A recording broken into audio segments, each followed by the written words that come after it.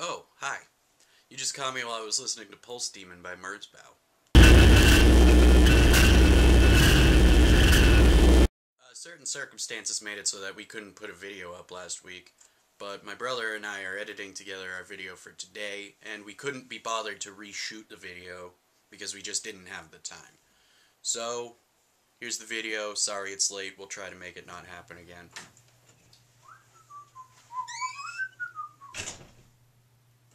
Who are you? What are you doing here? What are you doing with that?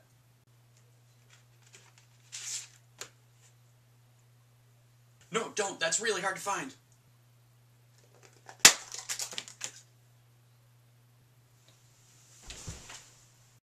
Hello and welcome to SoundtrackLTD.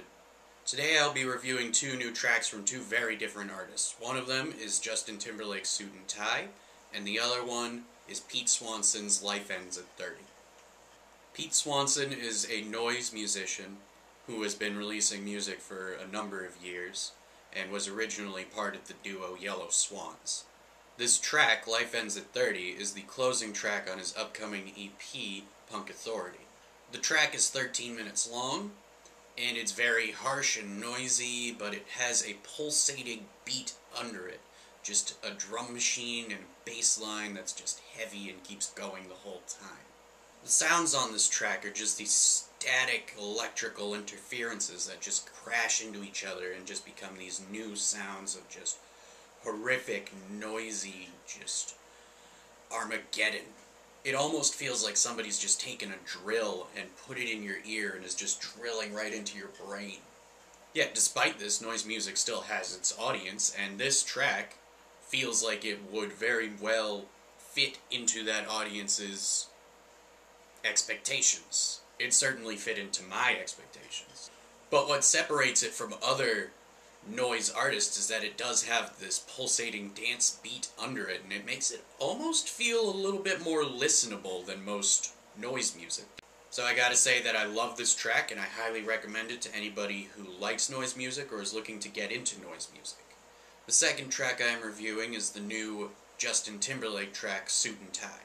It's the first single from his upcoming album, The 2020 Experience, and it's his first solo single that he's released in over 6 years.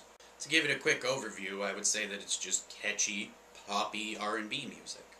But to be a little bit more specific, I would say that Justin's voice is sounding just as good as it ever has. Timbaland's beat is very pleasant and easy to listen to. Everything is tight and it kind of has like a Marvin Gaye kind of feel to it. Especially the falsetto voice of Timberlake, going back to that again. However, it has to be said that Jay-Z's guest verse on the track is really underwhelming. It feels like he was just thrown in for the sake of having him on the track, which really is what it feels like most of the time Jay-Z is on a track. Which is a shame, because Jay-Z is maybe one of the greatest rappers to ever live. So his performance on the track does not really benefit it at all. However, despite this, it's still a catchy track, and I would recommend it to anybody who listens to pop music. Now, as to the album that Jay recommended for me to listen to, Royal Bath's Better Luck Next Life, I gotta say, it really didn't do much for me. Listening to it, it felt like some of the shorter tracks just dragged on much longer than they actually did. Like a 4.5 minute track would feel like a 10-minute one. And it also felt like the band lacked any enthusiasm for their music, and it just... The musicianship on the album wasn't bad, and it had a very Velvet Underground feel to it, but it just felt incredibly underwhelming. Jay, the album I want you to listen to is Who Will Cut Our Hair When We're Gone by The Unicorns. The Unicorns were an indie pop group, and at the time their album was very praised, though it has gone into relative obscurity now. Apart from the track I Was Born a Unicorn, which still remains semi-popular.